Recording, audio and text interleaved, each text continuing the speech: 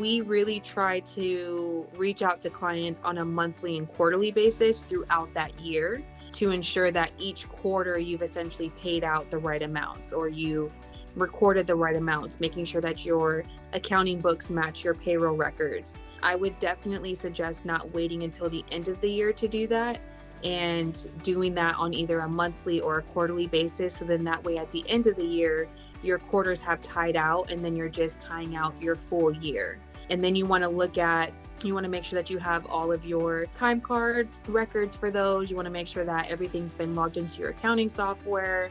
You want to make sure that everybody's been paid out what they should have been paid out.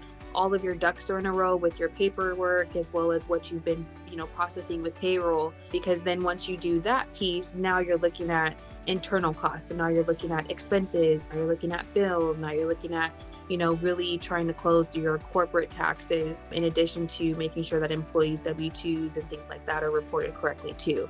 So I would highly suggest not waiting until the end of the year to make sure that everything has been recorded, and rather look at it on a monthly or a quarterly basis to make sure that you're tying out to the same records and you have everything in order, you have everything saved, and it all matches what you have.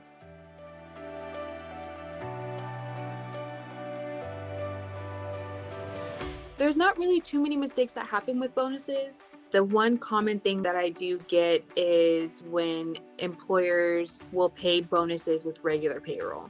So let's say that, your gross earnings is about 3,000 and, that takes you up a little bit higher when it comes to taxes.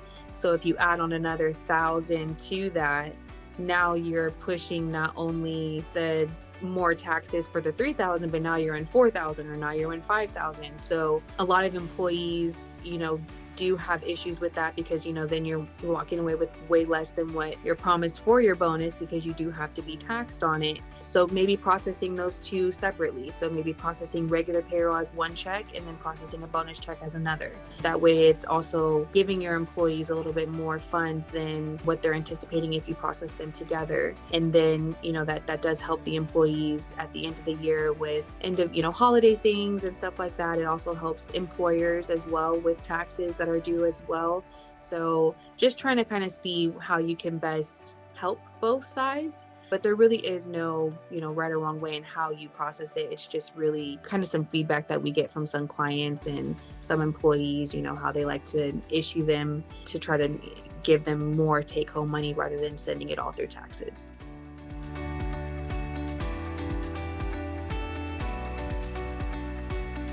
You run into a lot of PTO things at the end of the year, especially for clients that front load those balances. So let's say that a client would give you 80 hours of vacation at the beginning of the year. And then if you don't use it by the end of the year, then you lose it. Or they have it to where some clients will give you a certain amount of hours, 80 hours, and then at the end of the year, they cash you out the remaining amounts. Or there's plans where you accrue throughout the year. So rather than getting 80 hours January 1, you just get a certain amount of hours every check. And then at the end of the year, those roll over to the next year within a certain amount of hours. So really making sure that you're structured and you're focusing on what your handbook states for your PTO, making sure that your plan is accurately being either cashed out or marked as zero because they didn't use it, or rolling them over to the next year. The good thing about having an automated payroll system or at least a payroll software is that you can set up those plans to where it automatically does that for you. If you have those specific requirements in your handbook, you can set the plan up to do that, so that way you don't have to worry about it. But just always double checking to make sure that the balances that you have throughout the year are actually accurate, making sure that your balances that are being paid out or that are being carried over to the next year are accurate. Those are really big, important things that don't always get looked at until you're kind of into like February of the next year. And then it's like, wait, what happened November, December, January? That's so much holiday time. So people forget about those balances and that they don't always align up.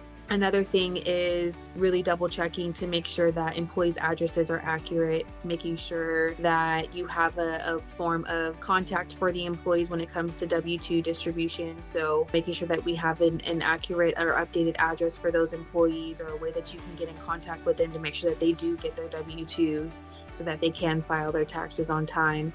And then another thing that I would say is probably just ensuring that all of your employees' pay, time cards, hours worked have all been closed out and have all been paid for. A lot of the time, trying to process missed pay or missed hours in January now puts wages in the next year and it's not being paid in the correct year.